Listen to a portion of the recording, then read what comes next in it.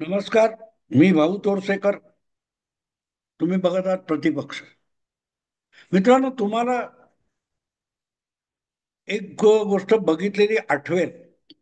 हे जे बुद्धिबळपटू असतात, आपल्याकडे तो आनंद विश्वनाथन काहीतरी होता, किंवा त्याला हरवणारा तो कार्लसन नावाचा कोणतरी युरोपातला तरुण मुलगा होता.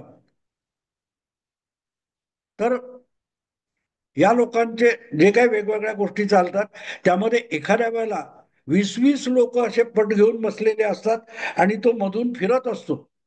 आणि प्रत्येक समोर बसलेला जो खेळाडू आहे, त्याच्या समोर जाऊन तो उभा राहतो आणि 2 का 5 सेकंदामध्ये तो एखादी चाल करतो, पुढच्या खेळाडूकडे जातो. म्हणजे ते खेळाडू आपल्या पटापुरता खेळ खेळत असतात, पण हा जो ग्रँड मास्टर असतो, तो पटापटापटा त्यांच्या भोवती फिरत असतो आणि 5 ते 10 सेकंदात आपली खेळी त्यांच्या विरुद्धची करतो आणि पुढे जातो. पण त्या प्रत्येक पटावर कुठली प्यादी कुठे आहेत आणि आपण त्यात कशी चाल करायची, ही त्यांना कशी काय कळू शकते. आपण चक्रावून जातो. आपण एक खेळ खेळत असताना सुद्धा समोरच्याचा खेळाडूने आपले एकमेकांचे मोहरे प्यादे लक्षात राहताना आपल्याला अवघड जातं. तर हा जो ग्रँड मास्टर असतो, तो असा फटाफट फटाफट 5-5 सेकंदामध्ये, 10 सेकंदामध्ये आपापली खेळी करून कसा पुढे जातो, असा प्रश्न आपल्याला पडतो. पण ते ग्रँड मास्टर असतात. ग्रँड मास्टर तर अनेक पट, अनेक चाली ह्या त्यांच्या डोक्यात फिट बसलेल्या असतात. कॉम्प्युटर सारखं क्लिक केल्यावर ते होत जातं म्हणतात, तसं त्यांचं चालतं. आणि म्हणूनच असा ग्रँड मास्टर एका वेळेला 20-20 खेळाडूंबरोबर बुद्धिबळ खेळत असतो. राजकारणात देखील जे अत्यंत मातब्बर मुत्सद्दी माणसं असतात, ती एकाच वेळेला अनेक आघाड्यांवर लढत असतात. आता नरेंद्र मोदींसारखा माणूस घ्या, अमित शहासारखा माणूस घ्या.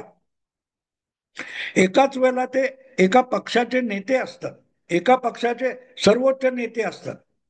मग त्या पक्षातर्फे विधानसभेच्या निवडणुका येऊ, कुठल्या महत्वाच्या निवडणुका येऊ, त्या पक्षाच्या अंतर्गतले वाद असोत, वेगवेगळ्या नेत्यांमधले वाद असोत, हे सगळे सोडवावे लागत असतात. पण त्याच वेळेला अख्ख्या देशाचं, खंडप्राय देश आहे भारत, त्या खंडप्राय देशाचे लहान मोठे जे विषय असतात, ते केंद्रातले नेते म्हणून, केंद्र सरकारचे नेते म्हणून आणि निर्णायक नेते म्हणून त्यांना ते प्रश्न विचारात घेऊन त्याच्यावर सुद्धा समाधान काढावं लागतं, उपाय योजावे लागतात. आणि त्यामुळे तिथले प्रॉब्लेम काय आहेत? केजरीवाल आणि केंद्र सरकार यांचा सतत संघर्ष होता. तो केजरीवाल आणि केंद्र, दिल्ली आणि केंद्र राज्य यांच्यात काय भांडण आहे? स्टालिन, तमिळनाडू आणि केंद्र सरकार यांच्यातला विवाद काय, हे पण लक्षात ठेवायचं. तिकडे पाकिस्तान किंवा बांगलादेश काय चावटपणा, म्हणजे एका वेळेला किती पटावरच गेम चालू असतात, हे जर तुम्ही लक्षात घेतलं तर राजकारणातली मुत्सद्देगिरी मोदींसारख्या नेत्याला एका वेळेला किती पटावरची प्यादी आणि मोहरे हलवावे लागत असतात, त्याचा तुम्हाला अंदाज येईल. आणि म्हणून मला आठवतं की ज्या दिवशी 10 तारीखला युद्धविरामाची चर्चा झाली होती आणि बातम्या आल्या होत्या, त्या रात्री माझे मित्र हिंदी पत्रकार ओम ओमकार चौधरी यांच्या युट्यूबवर मी एक डिबेटमध्ये बसलो होतो. आणि तेव्हा मी त्यांना सांगितलं, तर युद्धविराम सोडून द्या. 14 तारीख असेल मला वाटते. तर तेव्हा मी त्यांना सांगितलं होतं की आता युद्धविराम म्हणजे पाकिस्तानचा बोकड कापलेला आहे आणि तो खाटीक असतो. तो काय करतो? तो बोकड कापतो आणि लटकवून ठेवतो. जो जो काय गिराईक येईल त्याला त्यातलं मांस कापून देतो. पण एक बोकड कापून टांगून ठेवला की तो रिकामा बसत नाही, कारण मटण हाच त्याचा व्यवसाय असतो, त्याच्याकडे विक्रीचा माल असतो. त्यामुळे एक बोकड कापून टांगला की तो संपेपर्यंत गिरायकाची प्रतीक्षा करायची, येईल त्याला द्यायचं आणि गप्प बसायचं. असं तो करत नाही. त्याचा दिवसभर धंदा चालणार असतो. त्यामुळे पहिला बोकड कापला की तो दुसऱ्या बोकडाकडे वळतो. तसं ऑपरेशन सिंदूर ही जी कारवाई यशस्वी केली, त्याच्यात पाकिस्तान नावाचा बोकड कापला गेलेला आहे. त्यामुळे यानंतर दुसरा बोकड कुठला कापला जाऊ शकतो, या दृष्टीने आपण विचार केला पाहिजे. आणि म्हणून मी त्यात म्हटलं होतं साफ साफ, किंवा मला वाटते एक व्हिडिओ पण मी मराठीत काही हिंदीत केला होता, की पाकिस्तानचा बोकड कापल्यानंतर आता बांगलादेशचा नंबर आहे, असं मी म्हटलं होतं. आणि तुम्ही बघताय की आता काय ते युद्धविराम होऊन 2 आठवड्याची कालावधी झालेला आहे. अशा वेळेला बांगलादेशचं प्रकरण पेटायला लागलेलं आपण बघतोय. बांगलादेशचं प्रकरण पेटायला लागले. अर्थात बांगलादेशमध्ये जवळजवळ गेलं वर्षभर तरी अराजकाची परिस्थिती आहे. तिथे निवडून आलेल्या आणि पंतप्रधान असलेल्या वंगबंधू शेख मुजीबुर रहमान यांच्या कन्या शेख हसीना वाजेद या निवडून आल्या होत्या आणि लागोपाठ निवडून आल्या होत्या. मला वाटते दुसऱ्या का तिसऱ्या टर्मला त्या पंतप्रधान होत्या. आणि त्यांनी भारताशी कधी उगाच भांडणाचा पवित्रा घेतला नाही. त्यामुळे भारताकडूनही मदत घेत मिळत होती. आणि चीन जिथे दादागिरी करेल तिथे भारताचा उपयोग त्यांना होत होता. पण बांगलादेशच्या दक्षिणेला आपल्याला एक तळ करता यावा, नाविक तळ करता यावा, म्हणून अमेरिका ही मोठा आवेशात येऊन बांगलादेशला दडपण्याचा प्रयत्न करत होती. आणि कितीही अमेरिका हा भारताला मित्र म्हणून वागवत असला तरी आपल्या इतक्या जवळ अमेरिकेचा सुद्धा नाविक तळ असू नये ही भारताची इच्छा होती. आणि त्यामुळेच बांगलादेशवर जो दबाव अमेरिकेकडून आणला जात होता तो त्यांनी जुमानू नये, बांगलादेशने जुमानू नये, शेख हसीनाने तो दबावाखाली येऊ नये म्हणून भारतही प्रयत्नशील होता. आणि ज्यावेळेला अशी परिस्थिती असते तेव्हा अमेरिका त्या देशामधल्या राजकारणामध्ये घुसखोरी करून तिथे नको नको ते उचापती घडवून आणते. तुम्हाला आठवत असेल 10-12 वर्षापूर्वी किंवा 12-13 वर्ष अरब स्प्रिंग नावाचा प्रकार झाला होता इजिप्तमध्ये. तो होसने मुबारक नावाचा जो राज्यकर्ता होता, हुकुमशाह होता, त्याच्या विरुद्ध अरब स्प्रिंग नावाचा एक प्रकार घडवून आणला गेला आणि तिथे सत्ता पालट करण्यात आलं. म्हणजे इतकी की जवळजवळ महिना 2 महिने त्या तहरीर चौकामध्ये विद्यार्थी आणि कामगार आणि लोक नागरिक ठाण मांडून बसले होते, उठत नव्हते. जसं आपल्याकडे ते शाहीनबागचं नाटक झालं तुम्हाला आठवत असेल, किंवा किसान आंदोलनाचं नाटक झालं, तसंच अत्यंत उग्र असं निदर्शन हे कायरोमध्ये जी इजिप्तची राजधानी आहे तिथे झालं होतं. आणि इतकं ते पेटत पेटत पेटत गेलं. अर्थात आंदोलकांच्या मागण्या किंवा आंदोलकांचा राग चुकीचा नव्हता, पण त्यांच्या प्रश्नाकडे लक्ष देऊन त्यांच्या दुखण्यावर फुंकर घालण्याऐवजी जर लष्कराच्या बळावर किंवा बंदुकीच्या बळावर आंदोलन चिरडून काढण्याचा प्रयत्न झाला तर शेवटी बंदुकीच्या गोळ्या आणि तोफेचे गोळे संपतात, पण काही माणसं जिवंत राहतात.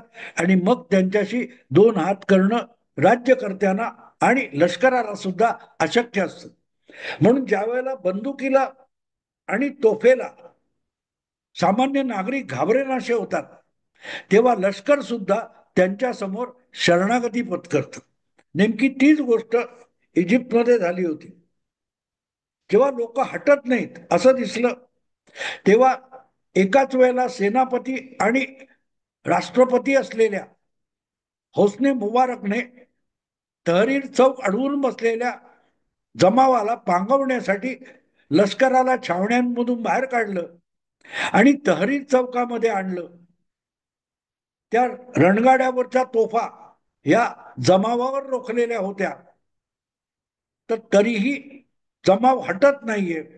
उलट काही लोक रणगाड्यावर चढायला लागले तेव्हा इजिप्शियन लष्कराच्या सरसेनापतीच्या एक गोष्ट लक्षात आली की हा जमाव बंदुकीला घाबरणारा नाही. त्यामुळे त्या जमावाला आवरण्यापेक्षा त्या जमावाच्या भावना न समजू शकणाऱ्या नागरी सत्तेला लगाम लावला पाहिजे. आणि ज्या राष्ट्रपती होसने मुबारकने सेनेला मैदानात आणलं होतं त्याच सेनेने सरळ रणगाड्याचा तोफा या राष्ट्रपतीच्या राजमहालाकडे वळवल्या आणि आतमध्ये घुसून होसने मुबारक याला अटक केली आणि अरब स्प्रिंग म्हणजे इजिप्तमध्ये क्रांती झाली. अराजक नेहमी क्रांती घडवून आणतो आणि मग त्यामध्ये भाग घेतलेले मुस्लिम ब्रदरहूड वगैरे ते वाद होत होत होत परत परत एकदा लष्कराने इजिप्तचा ताबा घेतला, वेगळा विषय. पण सांगायचा हेतू असा, जेव्हा अराजक होतं तेव्हा कुठलीही नागरी सत्ता ही टिकाव धरू शकत नसते. धर्मांध सत्तेकडून सगळ्या धर्मांधतेने जेव्हा बांगलादेशमध्ये डोकं वर काढलं होतं तेव्हा ती सगळी बांगलादेशी भ्रष्ट व्यवस्था पोखरून काढलेल्या अमेरिकन हेर खात्याच्या हस्तकांनी बांगलादेशमध्ये दंगली घडवायला सुरुवात केली. हिंदूंवर हल्ले झाले ही वस्तुस्थिती आहे, पण त्या हिंदूंवर झालेले जे हल्ले आहेत त्या हल्ल्यांना प्रोत्साहन देणं, चिथावण्या देणं हे सुद्धा काम अमेरिकेच्या हेर खात्याच्या हस्तकांनी केलं होतं. जमाते इस्लामी या धर्मांध संघटनेला पुढे करून त्यांच्या विद्यार्थी आणि तरुण संघटनेच्या मदतीने अराजक इतकं माजवण्यात आलं की पंतप्रधान असतानाही हसीना वाजेद यांना जीव मुठीत धरून बांगलादेशातून ढाक्याहून पळ काढावा लागला. लष्करी विमान घेऊन त्या भारतात आश्रयासाठी आल्या. पण एक गोष्ट होती की बांगलादेशचं लष्कर कधीही नागरी सत्तेला पाडायला तयार नव्हतं आणि म्हणूनच हसीना वाजेत गेल्यानंतर तात्पुरती व्यवस्था म्हणून आणि लवकरच निवडणुका घ्याव्यात म्हणून एका नामवंत व्यक्तीला म्हणजे मोहम्मद युनुस याला लष्कराने सल्लागार प्रशासक म्हणून नेमलं. म्हणजे सत्ता लष्कराच्या ताब्यात पण नागरी कारभार हा मोहम्मद युनुस या प्रतिष्ठिताने चालवावा ही त्यामागची भूमिका होती आणि लवकरात लवकर निवडणुका घ्याव्या. पण आता त्याला जवळजवळ 9-10 महिने होत आले तरी हा युनुस नावाचा माणूस हा निवडणुकांचं नाव घ्यायला तयार नाही. आणि त्याचं कारण सरळ आहे.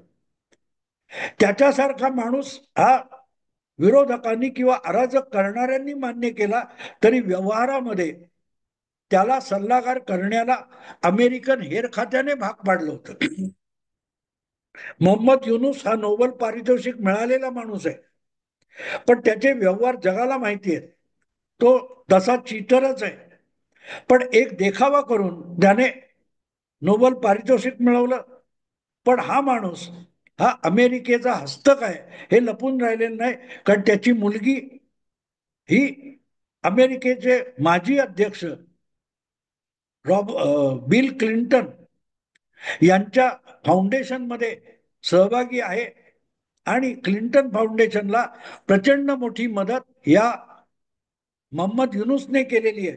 त्यामुळे हसीना वाजेदला पळवून लावल्यानंतर मोहम्मद युनुसला बांगलादेशचा सल्लागार प्रशासक म्हणून नेमणं ही सुद्धा अमेरिकेची खेळी होती. आणि त्यामुळेच बांगलादेशचा नेता बनलेला मोहम्मद युनुस हा ऍक्च्युअली अमेरिकेचं कठपुतळी म्हणूनच निर्णय घेत होता.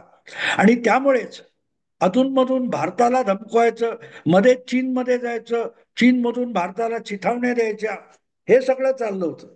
आणि या गडबडीत अमेरिकेला जे चिटगाव बंदराजवळ आपला नाविक तळ करायचा होता त्यासाठी या युनुसने मान्यता देऊन टाकली. आणि त्यासाठी आज सध्या ज्यांच्या हातामध्ये बांगलादेशची लष्करी आणि राजकीय सत्ता आहे त्या लष्कराला सुद्धा विश्वासात घेतलं नाही. चटगाव हे बांगलादेशचं सगळ्यात मोठं मालवाहू बंदर आहे आणि सीमा पण आहे. अशा विषयी निर्णय घेताना आपल्या विश्वासात घेतलं नाही किंवा आपल्याला विचारलं सुद्धा नाही. म्हणून बांगलादेशचे लष्कर प्रमुख भयंकर खवळलेले आणि त्यांनी या युनुस मोहम्मदला धारेवर धरलं. आणि त्यामुळे मग मी राजीनामा देतो वगैरे त्यांनी नाटकं सुरू केली. पण दरम्यान युनुस हा असा काही खेळ खेळलेला आहे की त्याने एकाच वेळेला अमेरिका आणि चीन या दोघांना बांगलादेश पाहिजे तसा वापरा अशी आश्वासनं दिलेली आहेत, आमिष दाखवलेली आहेत. आणि म्हणून विचित्र गोष्ट अशी झाली आहे की बांगलादेशच्या दक्षिणेला फार मोठा एक राष्ट्रीय संकट उभं राहिलेले. बांगलादेशच्या चटगाव बंदराला लागून म्यानमारचा भाग येतो आणि म्यानमारचा रखाईन प्रांत जो आहे जिथे मोठ्या प्रमाणावर रोहिंग्या मुस्लिमांचं वास्तव्य आहे, त्या रोहिंग्यांच्या विरोधात अमेरिकेच्या आणि चीनच्या मदतीने जी अराकान आर्मी उभी राहिलेली आहे, ते असं सगळीकडे केवास निर्माण करणं हे अमेरिकन हेर खात्याकडून होत असतं. आणि त्यामुळेच आज परिस्थिती अशी आहे की बांगलादेशचा अराजक हाताबाहेर गेलेलं आहे.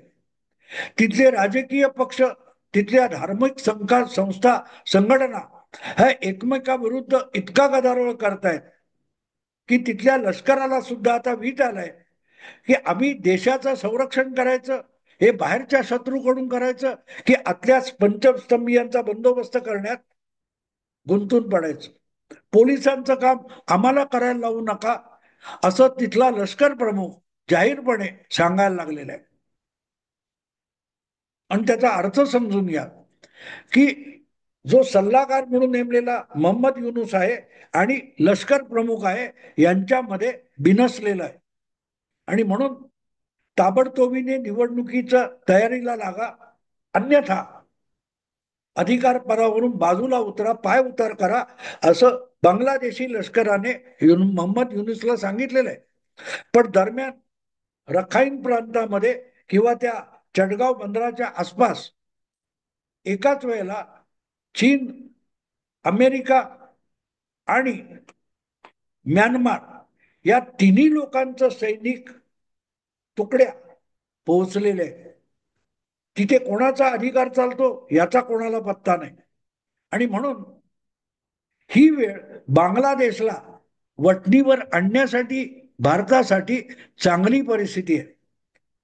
जर बांगलादेशची सगळी ताकद ही दक्षिण बाजूला लागलेली असेल तर बांगलादेशचा उत्तर भाग जो आहे तिथे भारताला संकटात टाकू शकणारी एक जागा आहे जी सिक्कीम, आसाम आणि बांगलादेश यांच्या जवळची आहे, ज्याला चिकन नेक म्हणतात. म्हणजे तिथे अवघा 20 किलोमीटर रुंदीचा काही प्रदेश आहे जो भारताच्या मुख्य भूमीला ईशान्य भारताशी जोडतो. आणि तो चिकन नेक कधीही तोडता येईल हे हा मोहम्मद युनुस चीनला जाऊन सांगत होता आणि चीनच्या डोक्यात हे खूप आधीपासून आहे.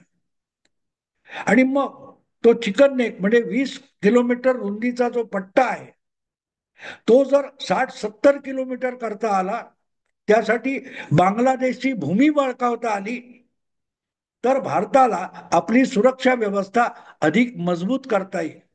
आणि म्हणून ज्या वेळेला चटगाव म्हणजे बांगलादेशच्या पूर्व दक्षिणेला चटगाव आणि रखाईन प्रांतामध्ये जो काय घमासान चालू होण्याची शक्यता आहे ती झाली तर भारत, सिक्कीम आणि पश्चिम बंगाल याच्यामधला सिलीगुडीचा जो 20 किलोमीटर रुंदीचा पट्टा आहे तो 50, 60, 70 किलोमीटर रुंद करून घेण्याची शक्यता आहे. ज्या पद्धतीत पाकिस्तानला नरम केलेला आहे त्या पद्धतीत बांगलादेशनी कुरापत काढली, म्हणून भारत सिलीगुडीच्या भागातून बांगलादेश ची भूमी आपल्याला कडे घेऊन तो पट्टा रुंद करू शकतं. आणि आज माझ्या माहितीप्रमाणे पुढचा नंबर बांगलादेशचा असू शकतो. पाकिस्तानला काटून लटकवलेला आहे बांगलादेश सुद्धा. पुढचा बोकड म्हणून कापला गेला तर मग चिकन नेक जे आहे ते चिकन नेक म्हणजे कोंबडीची मान जी आहे, गर्दन आहे, ती कदाचित बकरीची किंवा बैलाची, म्हशीची, रेड्याची गर्दन होऊ शकते. 1 लाखापेक्षा अधिक भारतीय सेना आणि प्रचंड प्रमाणावर सैन्य सामुग्री ही आज सिलिगुडीमध्ये तैनात करण्यात आलेली आहे आणि तिथे भारतीय सेनेचा युद्धाभ्यास चालू आहे. तुम्हाला माहिती आहे, ऑपरेशन सिंदूरच्या आधी सुद्धा अरबी समुद्रामध्ये कराची पासून काही 100-200 किलोमीटर अंतरावर भारतीय नेव्ही युद्धाभ्यास करत होती. आज सिलिगुडी जवळ भारतीय सेना एक ऑपरेशन चालते, युद्धाभ्यास. त्या ऑपरेशनचं नाव आहे तिस्ता प्रहार. तिस्ता म्हणजे ब्रह्मपुत्रा जी नदी आहे, चीनमधून निघते आणि आसाम मधून खाली येते आणि पुढे बांगलादेशात निघून जाते, ती नदी तिस्ता आहे. आणि तिस्ता प्रहार म्हणजे प्रत्यक्षात बांगलादेशवर प्रहार असाही त्याचा अर्थ लावता येतो. आणि म्हणून मला असं वाटतं की पाकिस्तानचा बोकड कापून टांगल्यानंतर पुढचा नंबर बांगलादेशचा असू शकतो आणि तिस्ता प्रहार हे त्यातलं सूचक नाव आहे. बघू मित्रांनो काय होतं, बघू काय होतं. पण ज्या वेळेला बांगलादेशच्या दक्षिणेला रखाईन आणि चटगाव भागामध्ये चीन आणि अमेरिका हे बांगलादेशच्या बाबतीत एकमेकावर कुरघोडी करण्यासाठी टपलेले असताना त्याचा फायदा भारताला उत्तर बांगलादेशच्या बाबतीत म्हणजे सिलिगुडी जवळ घेता येईल अशी शक्यता आहे. काय होतं बघू. आत्ता थांबतो. आवडलं लाईक करा, शेअर करा आणि प्रतिपक्षाला सबस्क्राईब करा. नमस्कार.